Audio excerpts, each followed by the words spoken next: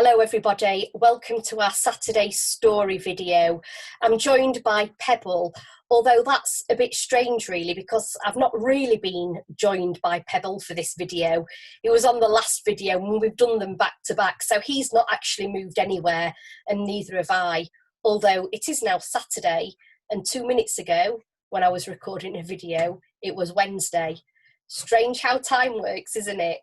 Anyway, today's story is a wonderful story about a quilt that's put together and made by 7 daughters. Have you got a place in your house where you keep all your treasured things? The cards maybe that people have sent you, maybe a note written, maybe some flowers that you've dried. It might be one of those new little hospital baby labels that are attached around babies' ankles and wrists. Whatever is in your memory box, I'm certain that it's really, really precious. Our memories are precious, aren't they? And what other people remember of us matters too, doesn't it? We perhaps don't often think like that. Today's story is called The Memory Quilt, and I hope you enjoy it. And as ever, I wonder what God is saying to your heart as you listen to this. There was once a family comprising parents, 7 sisters, and a wonderful grandmother. She lived in a nearby village.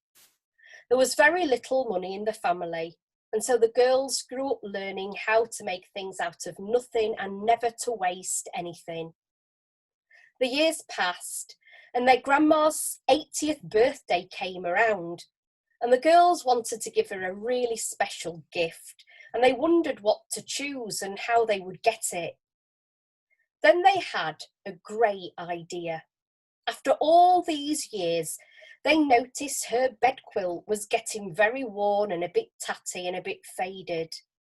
If they all worked together, they thought, they could make her a new one. So they put all their savings together to buy new material to make a new quilt and decided to make it as close as possible in appearance and design to the old, that worn out quilt which had served her so well for so long. After several months of work, the quilt was finished, or at least half finished. It was very close in the reconstruction of the old quilt, and the material had cost them all of their savings. But it needed something else. It needed a lining on its underside that would make it soft and it would make it warm. And there was no money left to buy any suitable material for this lining.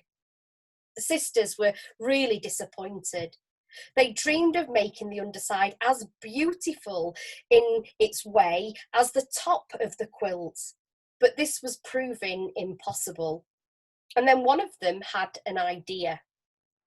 There is simply no way that we can buy any nice silk to make the underside beautiful, she said. What I suggest is this.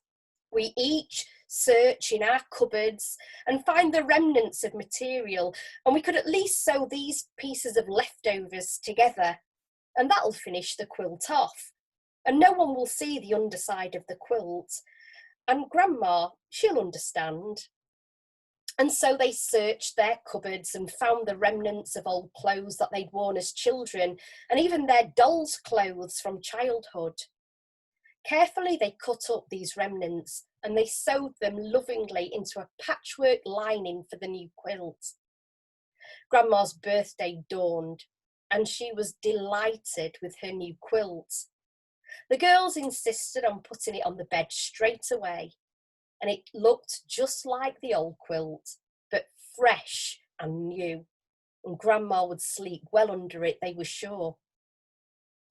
Imagine their shock, therefore, when they visited Grandma a few days later and discovered that she'd turned the quilt the other way round. Grandma, they protested, you've got the quilt the wrong way round. The underside is just a makeshift mixture of remnants sewed together to make the lining, and that's because we ran out of the good cloth.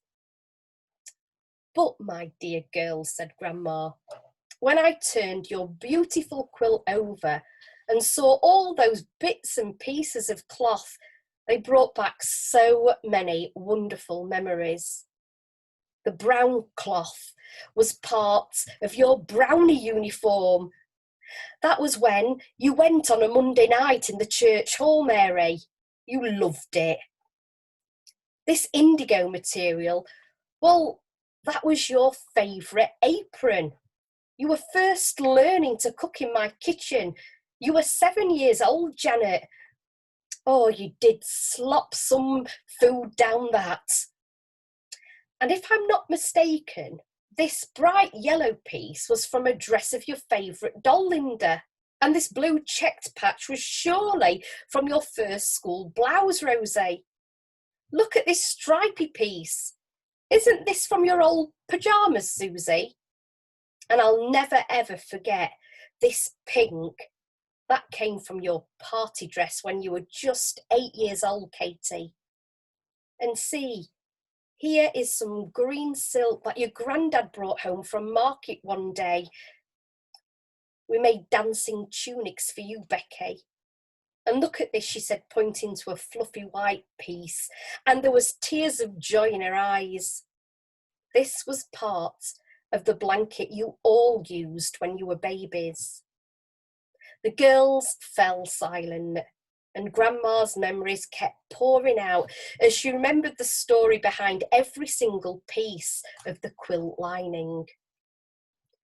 You couldn't have given me any greater gift than this, she said finally. The quilt will keep my body warm every night, and these happy memories will warm my heart whenever I feel lonely. And that's why I turned it the other way up. That's a story by Margaret Silf. What memories have you got? And where do you keep them? Take care, everybody. God bless, and have a great day.